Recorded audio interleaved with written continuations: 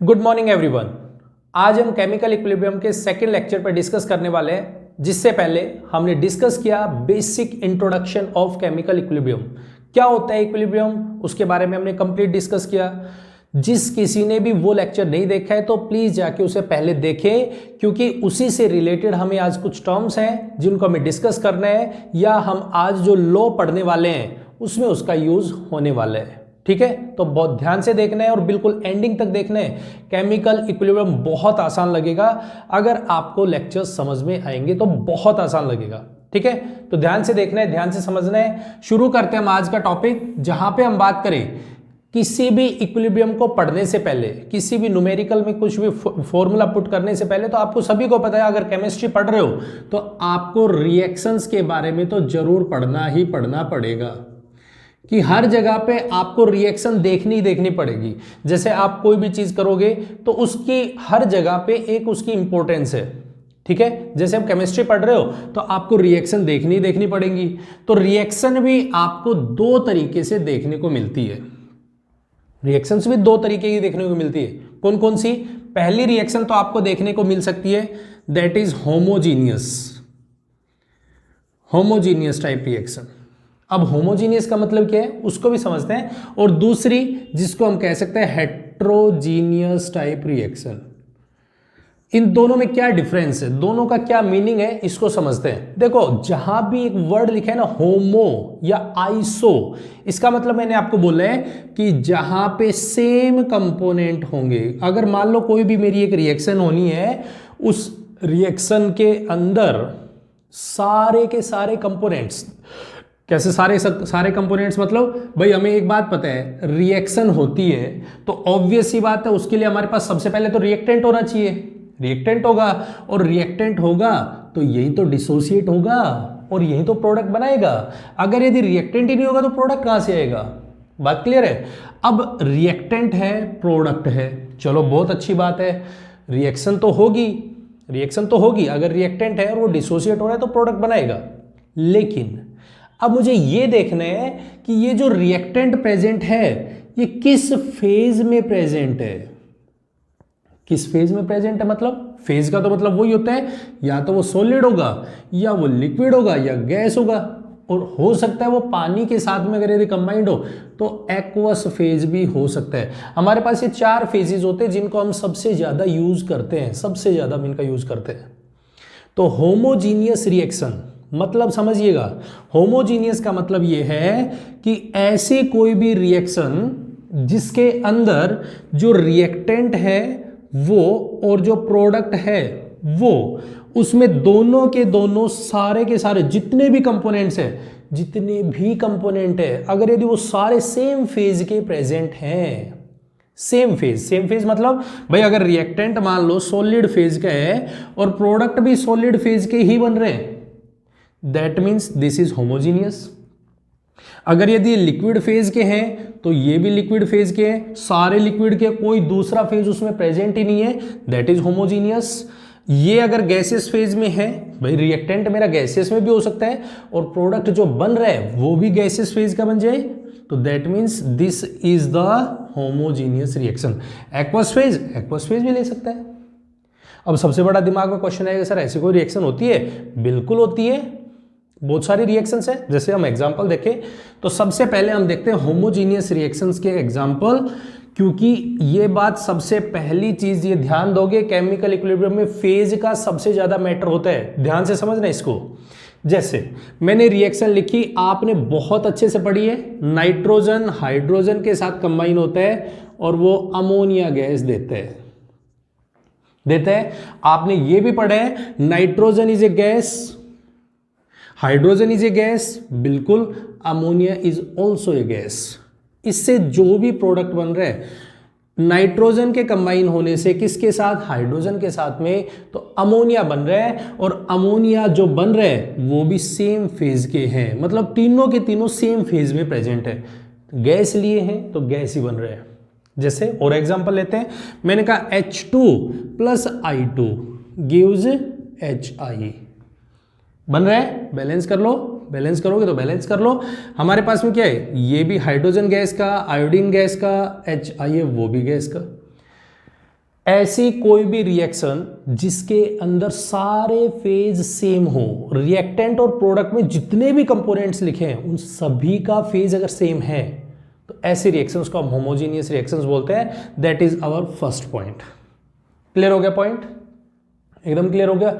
अच्छा, कईयों के दिमाग में ये आ रहा होगा क्या सर सारी गैसेस के होते हैं? नहीं, ऐसा कोई जरूरी नहीं है, लिक्विड में भी हो सकते हैं। जैसे जब आप ऑर्गेनिक केमिस्ट्री करते हो तो उसके लिए रिएक्शन आती है जिनको हम बोलते हैं एस्टर्स।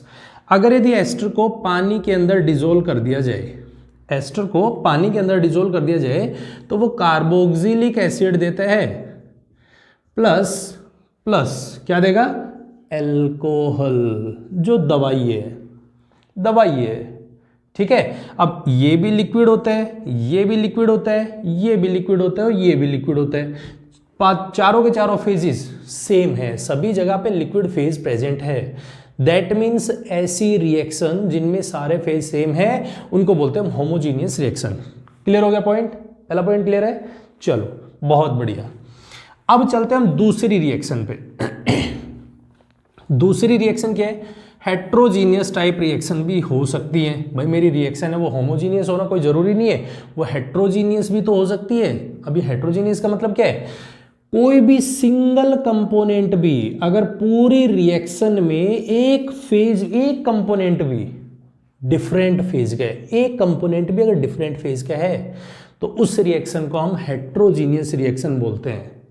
एग्जाम्पल जैसे मान लो सपोज करो मेरे पास कोई भी ए रिएक्टेंट है वो सॉलिड का है, बी रिएक्टेंट है वो गैस का है, सी बना रहे तो ये भी मान लो गैस है, डी है वो भी गैस है। मान लेते हैं, क्या कोई जोर नहीं पड़ रहा हमें, हमने ये मान लिया कि हमारे पास में ये कंपोनेंट्स हैं।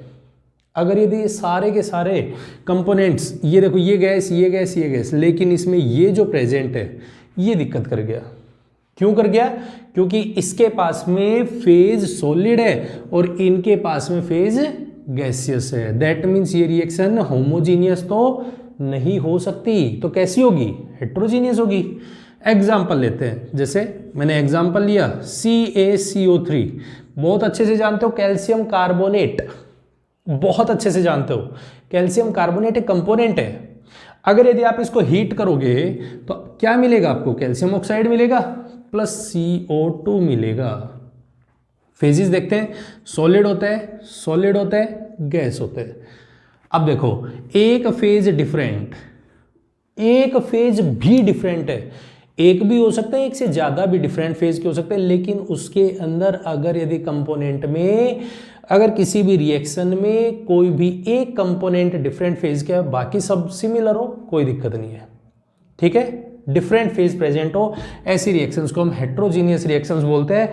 और इसी से हम शुरू करते हैं अपना टॉपिक जिसका नाम है लॉ ऑफ मास एक्शन। क्या कहता है लॉ ऑफ मास एक्शन, किसको बोलते हैं लॉ ऑफ मास एक्शन, उसको समझते हैं।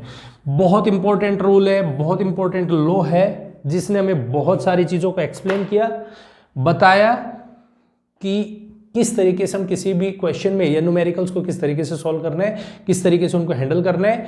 तो हम यहाँ पे पढ़ना शुरू करते हैं। That is law of mass action. ठीक है, ध्यान से समझना है। देखो हमारे पास दो चैप्टर्स चलते हैं जिनको हम पैरेलली नहीं पढ़ सकते, लेकिन दोनों के दोनों एक दूसरे पे डिपेंडेंट है। डिपेंडेंट का मतलब क्या है? हम देखो एक चीज तो ये है, मैं सिर्फ किसी चीज को नोटिस करूं, मैं किसी चीज को सिर्फ ऑब्जर्व करूं कि ये शायद ऐसा है, इसके अंदर ये होगा, सिर्फ मैं उसको एक थ्योरेटिकली, जिसको हम बोलते हैं, अगर यदि हम किसी को डिफाइन करते हैं, किसी चीज को सिर्फ देख के और उसको डिफाइन करने की कोशिश करते हैं, तो उसको हम वर्ड से इंडिकेट करते हैं, जिसको हम बोलते हैं थ्योरेटिकली, कि भाई शायद इसके अंदर ऐसा हो सकता है, ऐसा होना चाहिए, हमें इसमें ऐसा करना चाहिए, पहली चीज। लेकिन अगर यदि मैं उस चीज को करके देखूं, मैंने सिर्फ ये कहा पानी है, वो किसी भी ऐसी चीज को डिसोसिएट नहीं कर सकता, वो किसी भी ऐसी चीज में मिक्स नहीं हो सकता, वो पत्थर मिला नहीं सकता है, नहीं कर सकता है कभी, वो ये नहीं कर सकता, वो नमक में सॉल्युबल नहीं हो सकता है। मैं ये सिर्फ देख के बता रहा हूं। अगर मैं उसको एक्सपेरिमेंट करके देखूं, मैंने कहा पानी के अंदर नमक डाल दिया, NaCl डाल दिया, क्या ये डिजोल्व होगा? मैं एक्सपेरिमेंट करके देखता हूं, तो मैं दो चीज़ों से किसी भी चीज़ को ऑब्जर्व करने की कोशिश करता हूं, दो तरीके से उनको ऑब्जर्व करता हूं। या तो मैं उसको थ्योरेटिकली ऑब्जर्व करूं या मैं प्रैक्टिकल ऑब्जर्व करूं। ठीक है, या तो मैं उसको थ्योरेटिकली ऑब्जर्व करूं या मैं उसको प्रैक्टिकली ऑब्जर्व करूं। अब थ्योरेटिकली और प्रैक्टिकली में क्या डिफरेंस है? ये जो लॉ ऑफ मास एक्शन है ये सारे का सारा थ्योरेटिकली डिपेंडेंट है, थ्योरेटिकली कॉन्सेप्ट है, थ्योरी में दिया। और जो ये वाला प्रैक्टिकल जो एप्लीकेशन है इसको आप चैप्टर पढ़ते हो जिसको बोलते हो केमिकल काइनेटिक्स। एक नया चैप्टर आता है जो आपके क्लास 12 में है, केमिकल काइनेटिक्स। उसमें आप जितना भी प्रोसेस पढ़ते हो वो सारे का सारा थ्योरेटिकल नहीं होता, वो प्रैक्टिकल होता है, प्रैक्टिकल पे बेस्ड। हर रिएक्शन को प्रैक्टिकल से करके देखा जाता है, उसमें चेक किया जाता है, उसमें देखा जाता है, ऑब्जर्व किया जाता है कि शायद ये रिएक्शन कितनी देर में होगी, कैसे होगी, इन सब के बारे में डिस्कस किया जाता है केमिकल काइनेटिक्स में। यहां पे ये कहते हैं सिर्फ थ्योरेटिकली बेस्ड बातें बोलते हैं कि शायद इस रिएक्शन का रेट, दोनों के दोनों जो दोनों कॉन्सेप्ट्स हैं ये दोनों के दोनों रेट पे डिपेंड करते हैं, रेट पे।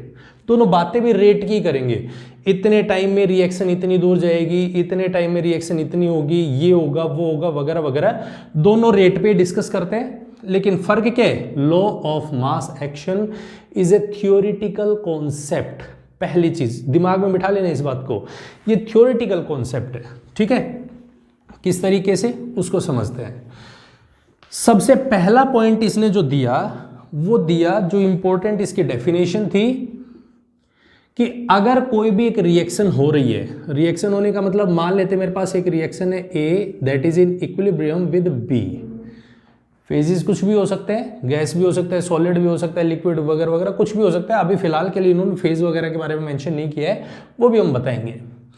ये मेरी रिएक्शन है, ये मेरा प्रोडक्ट है, रिएक्टेंट से हम प्रोडक्ट पे जा रहे हैं। ठीक है, इस रिएक्टेंट ने डिसोसिएट करना शुरू किया। डिसोसिएट करेगा दैट इज जिस टाइम पे T 0 है उस टाइम में ये मैक्सिमम कंसंट्रेशन में मिलेगा, मैक्सिमम कंसंट्रेशन में मिलेगा।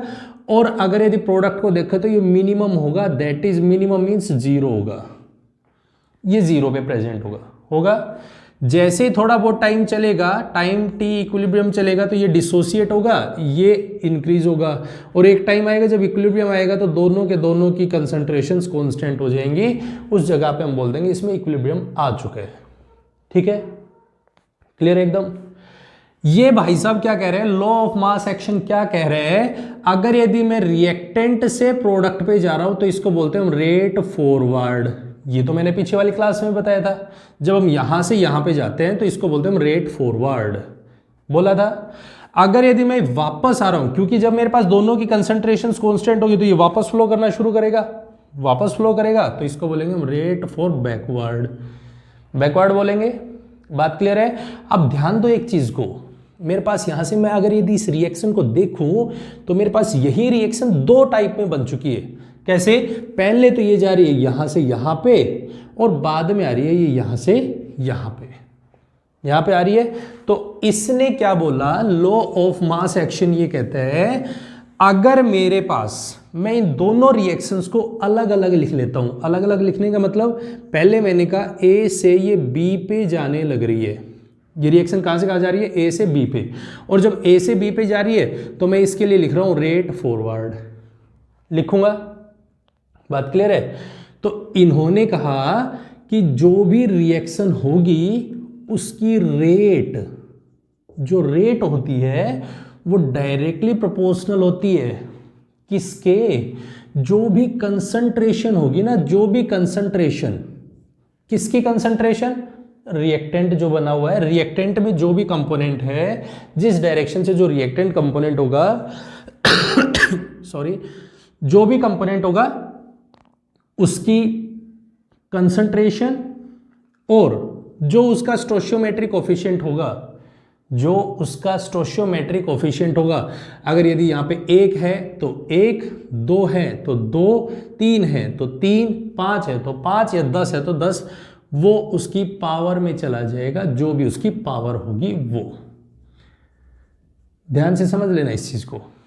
क्या बोला उन्होंने, क्या कॉन्सेप्ट था उनका? कॉन्सेप्ट ये था रेट ऑफ रिएक्शन वो डायरेक्टली प्रोपोर्शनल होता है किसका, जो रिएक्टेंट का कंसंट्रेशन है उसका और जो उसके स्टोशियोमेट्रिक कोफिशिएंट्स कब आएंगे, जब वो रिएक्शन बैलेंस होगी, और बैलेंस होगी तो जो नंबर लिखा होगा वो उसकी पावर में चला जाएगा।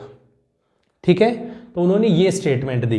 तो रेट फॉरवर्ड अगर मेरे को यहां से लिखना है तो इसके लिए मेरे को क्या लिखना पड़ेगा, rate forward that is equals to हटा दो, पहले इसको प्रोपोर्शनल कांस्टेंट लेते हैं। तो कंसंट्रेशन, रिएक्टेंट कौन है, तो रिएक्टेंट तो मेरा ए है, इस जगह पे रिएक्टेंट मेरा ए है, इसके आगे कितना नंबर लिखा है, दैट इज 1, तो पावर 1। पहले लिखना सीखना है, पहले हमें ये सीखना है कि उनकी स्टेटमेंट्स क्या क्या थी। जैसे अब पहली चीज तो ये हो गई भाई, ये यहां से यहां गए, लेकिन अब ये बैकवर्ड भी तो आ रहा है, तो बैकवर्ड आ रहा है तो यही रिएक्शन मैं ऐसे भी लिख सकता हूं, बी से ए पे। ध्यान से समझना इस चीज को, ये लिखना आ गया तो आपको सारा आ जाएगा। इक्विलिब्रियम कैसे मेंशन करते हैं वो सारी चीजें यहां से डिफाइन कर सकते हैं हम। बी से चले हम ए पे, तो मेरे पास इसको क्या बोलूंगा, रेट बैकवर्ड होगा क्योंकि हम बैकवर्ड आ रहे हैं अब। और रेट बैकवर्ड, तो rate backward that is directly proportional to concentration of reactant. Reactant में कौन है, दैट इज बी, इसकी पावर दैट इज 1, हम ऐसे लिख देंगे, कोई दिक्कत नहीं आएगी। अब एक बात ध्यान से सुनना, मैंने यहां पे जो कंसंट्रेशन ली है इसको स्क्वायर ब्रैकेट के टर्म में मेंशन किया है। स्क्वायर ब्रैकेट, जो भी कंसंट्रेशन होती है उस कंसंट्रेशन को हम स्क्वायर ब्रैकेट के टर्म में इंडिकेट करते हैं। ये बात सबसे पहला पॉइंट जिसको ध्यान रखना है। ठीक है, क्लियर हो गया पॉइंट। स्क्वायर ब्रैकेट में आप किसी भी कंसंट्रेशन टर्म को मेंशन करोगे, इंडिकेट करोगे। पहला पॉइंट क्लियर है। चलो, अगर मान लो सपोज करो मेरी यहीं पे रिएक्शन दूसरी होती, रिएक्शन क्या होती भाई, मान लेते हैं मेरे पास ये रिएक्शन होती 2A और 1B, मान लो ये होता, तो मैं कैसे लिखता, मैं इसको लिखता 2A से हम जा रहे हैं B पे, भाई रिएक्शन बैलेंस की है तो मेरे पास 2A से B बन रहे हैं। और दूसरी डायरेक्शन में मैं दूसरा पॉइंट लिख रहा हूँ, इसी जगह पे दूसरा पॉइंट लिख रहा हूँ समझाने के लिए, ध्यान से सुनना इस चीज को। अगर यदि मैं इसी को उल्टा लिखूंगा तो B से ये क्या जा रहा है, 2A, ऐसे बन रहा है। ये तो मेरी रेट फॉरवर्ड है, ये मेरी रेट बैकवर्ड है, यही होगा। रेट फॉरवर्ड में 2A से B पे गए, यहाँ से B से 2A पे आ रहे, वापस आएंगे तो यही बनेगा। रेट फॉरवर्ड क्या हो जाएगा, ध्यान से बताना है, रेट फॉरवर्ड क्या बनेगा, that is directly proportional to किसके, कंसंट्रेशन ऑफ रिएक्टेंट कौन है, मेरा A है, और इसकी पावर जो स्टोशियोमेट्रिक कोफिशिएंट होगा दैट इज स्क्वायर। दूसरी तरफ आ जाओ, B, यहां पे लिखना है मुझे rate backward that is directly proportional to किसके, जो कंसंट्रेशन ऑफ रिएक्टेंट है दैट इज B की पावर दैट इज 1। सिंपल है, खत्म हो गया काम। क्लियर है, आगे समझ में। पहले एक बार इसको लिखना सीखो, क्योंकि जब तक आपको ये लिखना नहीं आएगा आप रिएक्शन को मेंशन नहीं कर सकते, और रेट फॉरवर्ड बैकवर्ड को पहले लिखना सीखो। मैं एक और एग्जांपल दे रहा हूं, ध्यान से सुनना है। मेरे पास एक रिएक्शन है जिसके आगे मैंने लिखा XA गिव्स BYB, मान लेते ये है, that is rate forward that is rate backward, यही होगा। मैं इस रिएक्शन को दो पार्ट्स में तोड़ देता हूं, कैसे, पहले तो A से गया मैं B पे, दैट इज X और Y, यही होगा, दैट इज रेट फॉरवर्ड।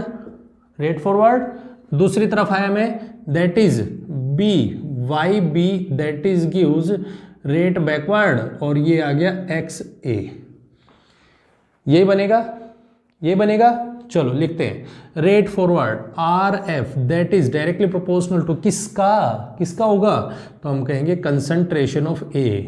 लेकिन अब इसका स्टोशियोमेट्रिक कोफिशिएंट देखो क्या है, ध्यान से बोल रहे हैं, जल्दी बताओ क्या है, X, तो X का मतलब पावर X, ऐसे होगा। चलो दूसरी तरफ चलते हैं, rate backward that is directly proportional to किसके होगा, तो रिएक्टेंट की concentration that is square bracket that is B power Y।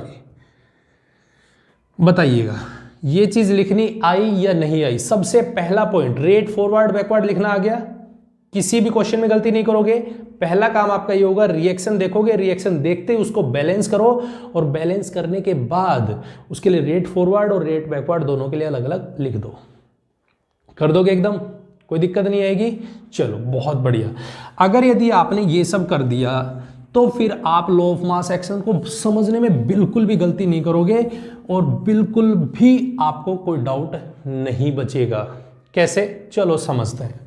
जैसे मैंने एक रिएक्शन लिखी थी, that is A gives equilibrium that is B, ये लिखा था। ये मेरे पास रेट फॉरवर्ड हो गया, रेट ये बैकवर्ड हो गया। एरो डाल लेता हूँ बीच में इसके, मैंने मेंशन कर दिया रेट फॉरवर्ड है इसका, that is directly proportional to किसके, ए की पावर 1, और इधर मैंने लिख दिया rate backward that is directly proportional to B की पावर 1। यही होगा, यही होगा एकदम। चलो आगे चलते हैं। रेट फॉरवर्ड मैंने क्या किया, प्रोपोर्शनल साइन है, इस प्रोपोर्शनल को हटा देते हैं, रिप्लेस करते हैं। मैंने इसको रिप्लेस किया तो R F that is equals to K F.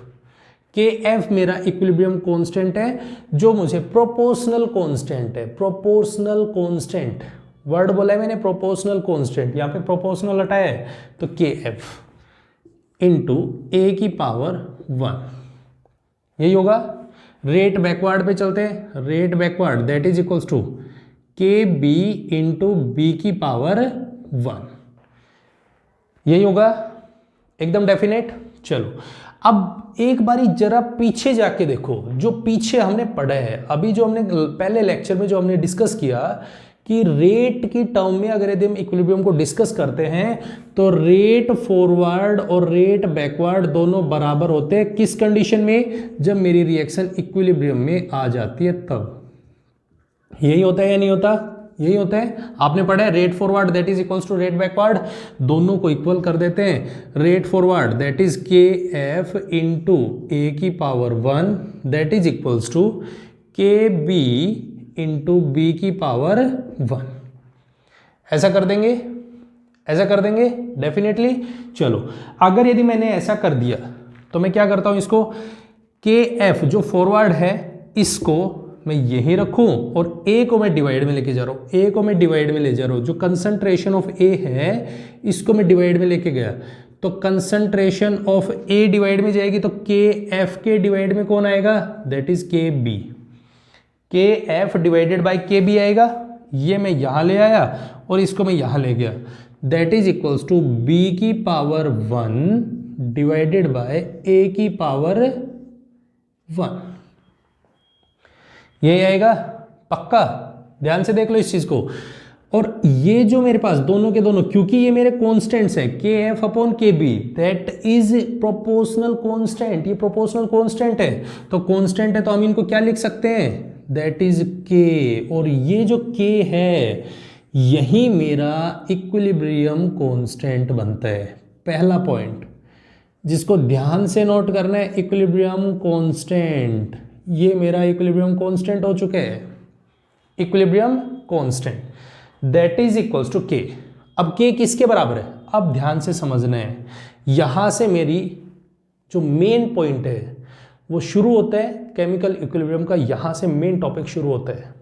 ठीक है क्या, पहले तो ये चीज समझ में आ गई, K F upon K B that is equals to K B की पावर 1 ए की पावर 1 लिख दिया। कब लिखा है, जब मेरे पास इनके स्टोइचियोमेट्रिक कोएफिशिएंट्स 1 1 है।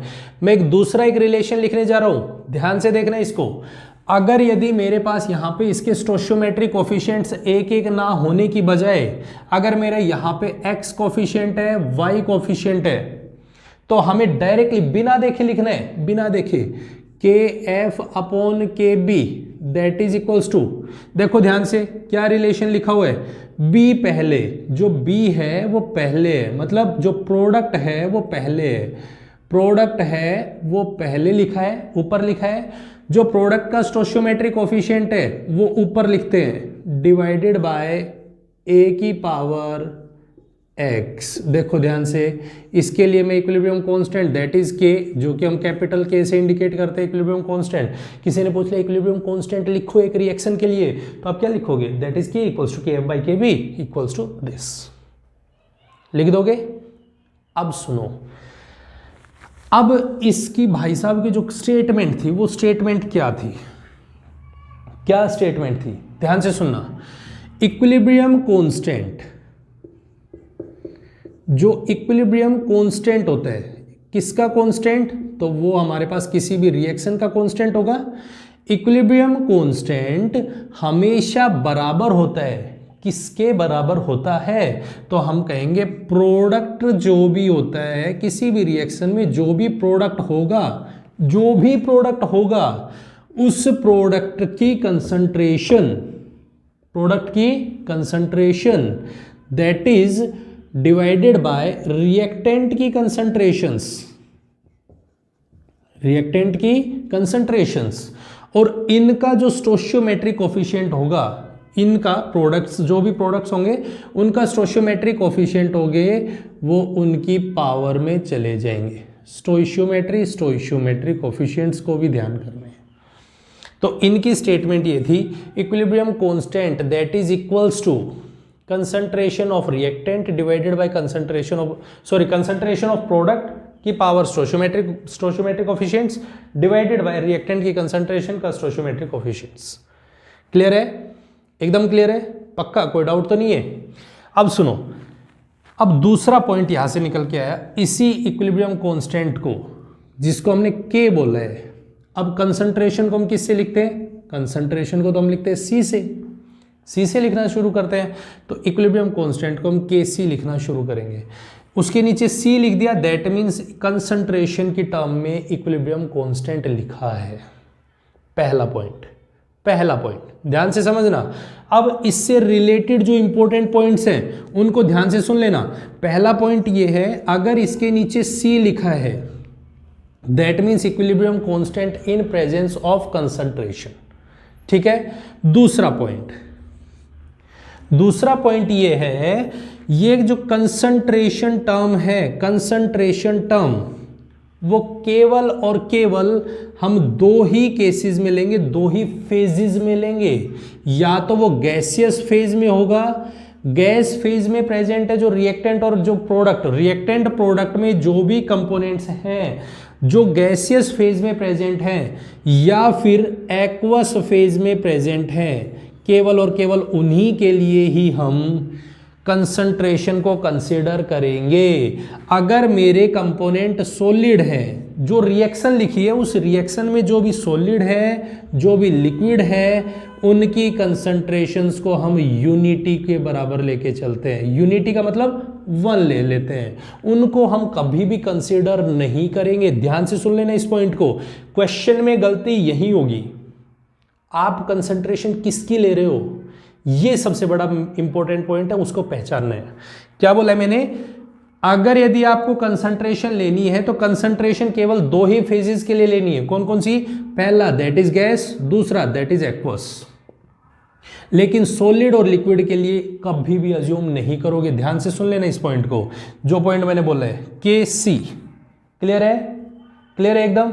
चलो जैसे एक एग्जांपल करके देखते हैं। मैंने एक रिएक्शन लिखी है, मुझे इक्विलिब्रियम कांस्टेंट लिखना आ जाएगा तो मैं सारी चीज़ों को डिफाइन कर सकता हूँ, लिख सकता हूँ। न्यूमेरिकल्स में दिक्कत नहीं आएगी आपको। मैंने एक रिएक्शन लिखी, A that is solid, B that is gas, C that is liquid and D that is aqueous.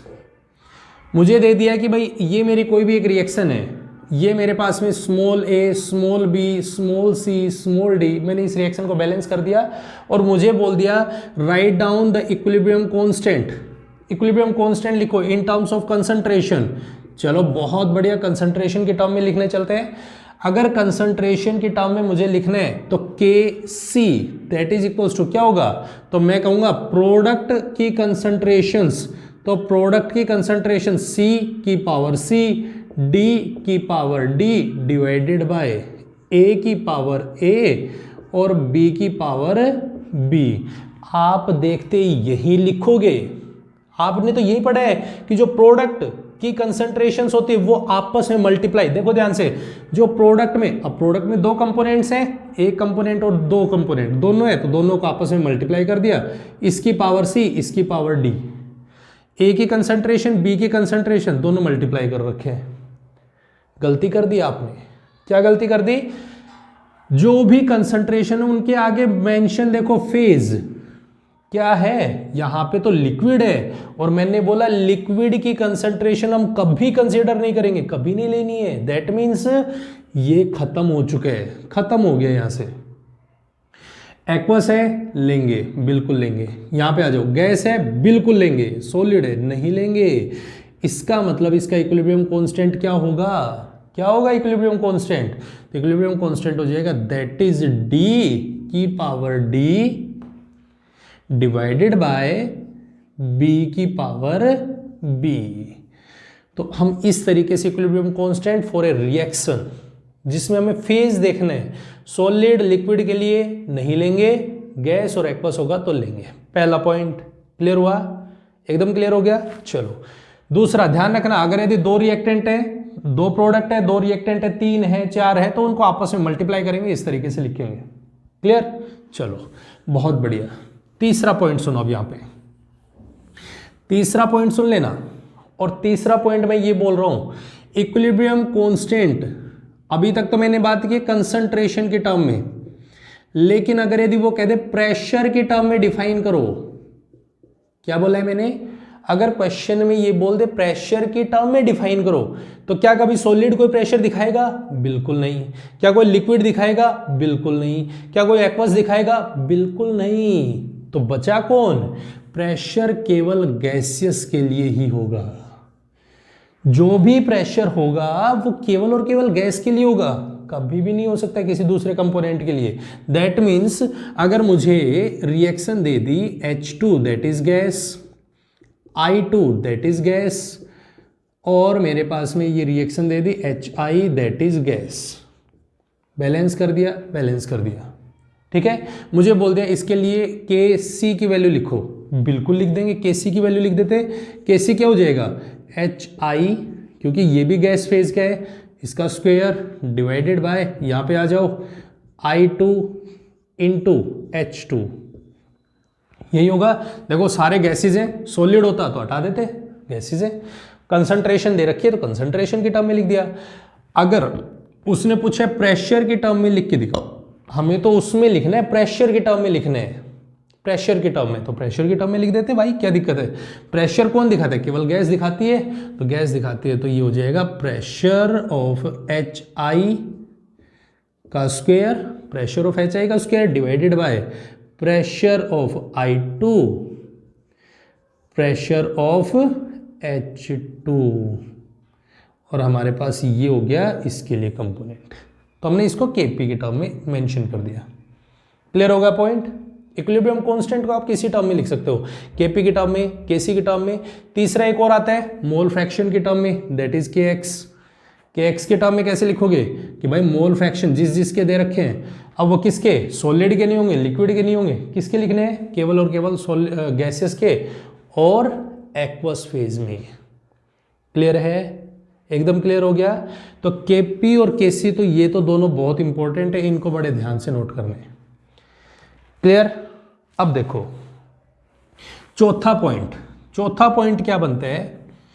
चौथा पॉइंट ये बनता है इनकी यूनिट, जो इक्विलिब्रियम कांस्टेंट है, जो इक्विलिब्रियम कांस्टेंट जो बनेगा आपके सामने, इसकी यूनिट क्या होगी? ये भी बहुत इंपॉर्टेंट पॉइंट है। इसकी यूनिट क्या बनेगी? तो एक छोटी सी रिएक्शन लिख लेते हैं, उसी के बेसिस पे हम इसको मेंशन करते हैं। दैट इज AB, सारे गैस है, सॉलिड है, जो भी है, गैस, लिक्विड, एक्वस फेज में, गैसेस फेज में, मैं सभी को कंसिडर करके चलूंगा कि मान लेते मेरे पास ये रिएक्शन है और इसमें C+D, इस रिएक्शन को मैंने लिख दिया AB, C और D, कोफिशिएंट्स बैलेंस कर दिए। आपको इसमें यूनिट निकालनी है। यूनिट कैसे निकालोगे? तो यूनिट आपको जब भी लेनी पड़ेगी तो उससे पहले आप इसमें क्या करो, Kp और Kc लिख के देखो। मान लेते मैंने Kc लिख दिया, Kc that is equals to क्या होगा? पीछे पीछे बोल रहे हैं, जल्दी से ध्यान से बोलो। Concentration of C that is concentration of C की पावर, इसका स्टोइचियोमेट्रिक कोफिशिएंट मल्टीप्लाई बाय, क्योंकि दो कंपोनेंट्स हैं तो D की power small d that is divided by, नीचे आ जाओ इधर, A की पावर स्मॉल a और B की पावर स्मॉल b। यही होगा, यही होगा। अब आ जाओ इधर, इधर देखते हैं कंसंट्रेशन ऑफ C, और कंसंट्रेशन की यूनिट क्या होती है? तो मोल पर लीटर होती है नहीं, की पावर C। आगे चलो, मोल पर लीटर की पावर D, स्मॉल d में, डिवाइडेड बाय, आगे आ जाओ, मोल पर लीटर की पावर A और मोल पर लीटर की पावर B। अब एक चीज देखो, बेस सेम है तो पावर्स क्या होती हैं, ऐड होती हैं। अगर यदि बेस सेम है तो पावर ऐड होती है, तो मोल पर लीटर पावर क्या है, C प्लस डी, दोनों जुड़ गए, C प्लस डी दोनों जुड़ गए, डिवाइडेड बाय A और B, तो माइनस A प्लस B। अब एक चीज ध्यान से देखो, आपने थर्मोडायनामिक्स में एक छोटा डेल्टा एनजी निकालना सीखा होगा। डेल्टा एनजी क्या होता है, प्रोडक्ट्स के जो कंपोनेंट्स होते हैं उसके समेशन माइनस रिएक्टेंट्स के कंपोनेंट्स का summation, that is C plus D minus A minus B। Minus sign अंदर ले गए, प्लस लेना तो प्लस ले लो, इस तरीके से लिख सकते हैं। तो हम इसको ऐसा लिख सकते हैं, जो भी कंपोनेंट होगा दैट इज इक्वल्स टू मोल पर लीटर की power delta Ng। Delta Ng लिख सकते हैं गैसियस कंपोनेंट, क्योंकि कंसंट्रेशन हम गैसियस ले रहे हैं। अगर यदि हमें Kp लिखना है तो Kp में भी प्रेशर ही होगा। अगर किसी जगह पे, ध्यान से सुनो, Kc की वैल्यू क्या होगी, Kc की यूनिट क्या होगी, अगर देखो निकाल के देखते हैं, Kc अगर मेरा डेल्टा Ng 0 के बराबर है, डेल्टा Ng की वैल्यू 0 है, देखो यहां पे रखो डेल्टा Ng 0, दैट मीन्स किसी की पावर 0, तो क्या बनेगा 1, यूनिटलेस बन जाएगा। Kc यूनिटलेस, कोई यूनिट नहीं होगी। अगर delta Ng that is greater than 0, delta Ng greater than 0, भाई 1 भी हो सकता है, ग्रेटर देन 0 का मतलब 1 भी हो सकता है, तो 1 है तो Kc इक्वल्स टू 1, तो यूनिट क्या हो जाएगी इसकी, मोल पर लीटर हो जाएगी। अगर मेरे पास डेल्टा Ng की वैल्यू नेगेटिव है, लेस देन 0 है, -1, तो हम क्या कहेंगे, Kc that is equals to mole litre inverse की पावर -1। तो इनकी यूनिट्स वेरी करती रहती है, चेंज होती रहती है, किस पे डिपेंड करेगी, डेल्टा Ng पे। जैसे अगर यदि मैं क्वेश्चन बोलूं तो आप लिख सकते हो मेरे ख्याल से, ध्यान से बताना इसकी यूनिट को। लास्ट पॉइंट, आज के लेक्चर का सबसे लास्ट पॉइंट, मुझे यूनिट मेंशन करके दोगे, कमेंट बॉक्स में आपको मेंशन करना है यूनिट क्या होगी, जो Kp और Kc की यूनिट बोलूंगा क्या होगी, ध्यान से लिखना है, N2 plus H2 gives NH3, ये भी गैस है, ये भी गैस है, ये भी गैस है। सबसे पहला काम आपका क्या होगा, रिएक्शन को बैलेंस करो, उसके बाद में आपका काम क्या होगा, इक्विलिब्रियम कांस्टेंट लिखना है, उसके बाद आपको यूनिट मेंशन करनी है। तो Kc की यूनिट क्या होगी, सबसे पहला पॉइंट कमेंट बॉक्स में मेंशन करना है, ध्यान से नोट कर लेना इस क्वेश्चन को। अगर मेरे पास एक रिएक्शन है H2 plus I2 gives HI, ये भी मेरा गैसियस है, ये भी मेरा गैसियस है, ये भी मेरा गैसियस है, ठीक है। और इसके अंदर Kc की यूनिट लिखनी है। और तीसरा reaction, first second and third reaction, that is calcium carbonate, that is in solid, और ये दे रहा है CaO that is solid plus CO2 that is gas. इसके अंदर इक्विलिब्रियम कांस्टेंट क्या होगा और इसकी यूनिट क्या होगी, इसको कमेंट सेक्शन में ध्यान से मेंशन करना है। और अगर यदि नहीं आया तो आपको पूछना है कि क्या समझ में नहीं आया। क्लियर हो गया। लेकिन इन तीनों क्वेश्चंस की यूनिट्स को खासकर मेंशन करोगे। Kp Kc, पहले Kc की यूनिट डिफाइन करनी है, Kc क्या होगा, Kc क्या होगा। रिएक्शंस आपको पता है, सारा प्रोसीजर आपको पता है। समझ में नहीं आया एक बार दोबारा से जाके देखिएगा, दोबारा से चेक कीजिएगा और फिर यूनिट को ध्यान से निकालना है, ठीक है। क्लियर हो गया एकदम। चलो, तो ये था हमारा आज का लेक्चर जिसमें हमने डिस्कस किया इक्विलिब्रियम कांस्टेंट होता क्या है, इक्विलिब्रियम कांस्टेंट को कैसे लिखते हैं, लॉ ऑफ मास एक्शन हमें क्या डिफाइन करते हैं। नेक्स्ट वीडियो में हम इससे आगे डिस्कस करेंगे।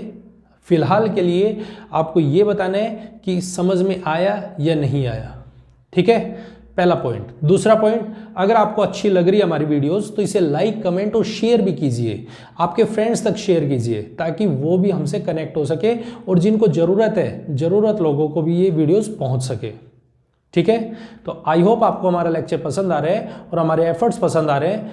अगर वीडियोस अच्छी लग रही है तो लाइक, कमेंट और शेयर करें, और साथ में अगर आपने अभी तक हमारे चैनल को सब्सक्राइब नहीं किया तो प्लीज़ चैनल को सब्सक्राइब जरूर करें।